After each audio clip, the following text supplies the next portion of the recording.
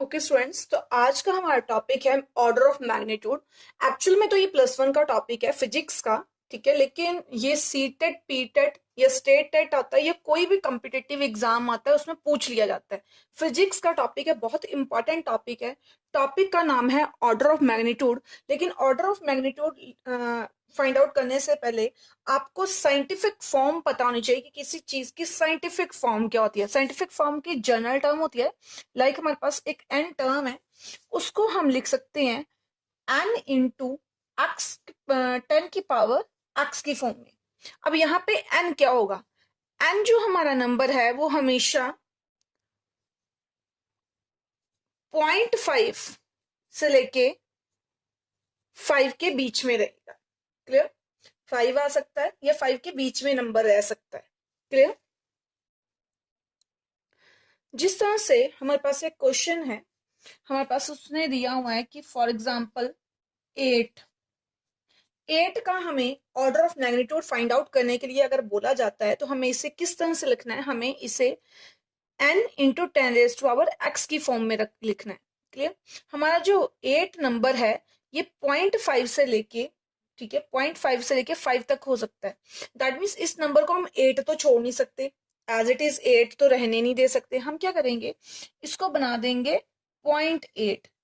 अब 0.8 किस तरह से बनाएंगे? हम क्या करेंगे, इसके लिए 8 को 10 से डिवाइड करते हैं और 10 से मल्टीप्लाई कर देते हैं। तो ये क्या बन जाएगा? 0.8, क्योंकि 8/10 हमारा बन जाएगा 0.8 एंड 10 की पावर 1।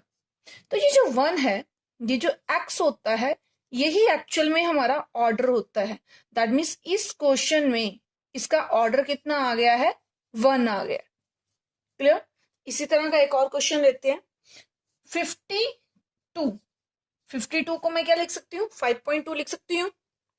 हम क्या करेंगे, 52 को 10 से डिवाइड करेंगे और 10 से ही मल्टीप्लाई कर देंगे, तो ये हमारे पास आएगा 5.2 इंटू 10। क्लियर? मतलब 10 की पावर 1।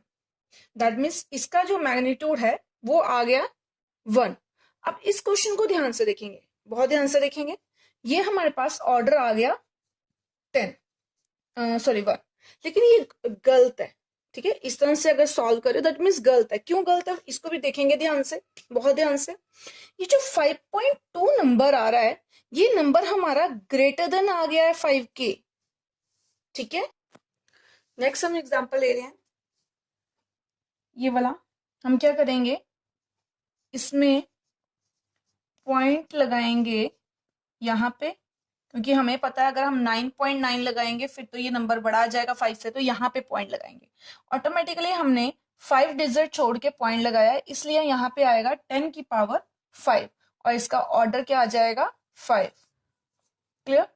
तो इस तरह से हम किसी भी टर्म की जो है ऑर्डर जो है निकाल सकते हैं, किसी भी नंबर का।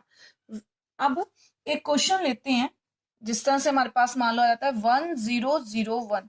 फिर आपने जो पॉइंट है वो कहाँ पे लगाना है? सामने दिख रहा है कि 1.00 अगर 1 लिखते हैं, ठीक है, तब भी ये आंसर ठीक है। हमने कितने डिजिट छोड़ के पॉइंट लगाया है? 3 डिजिट छोड़ के, इसलिए इसका आएगा 10⁻3। क्लियर? तो ऑर्डर क्या आ गया? 3। ये क्वेश्चन अक्सर कॉम्पिटिटिव एग्जाम में पूछा जाता है।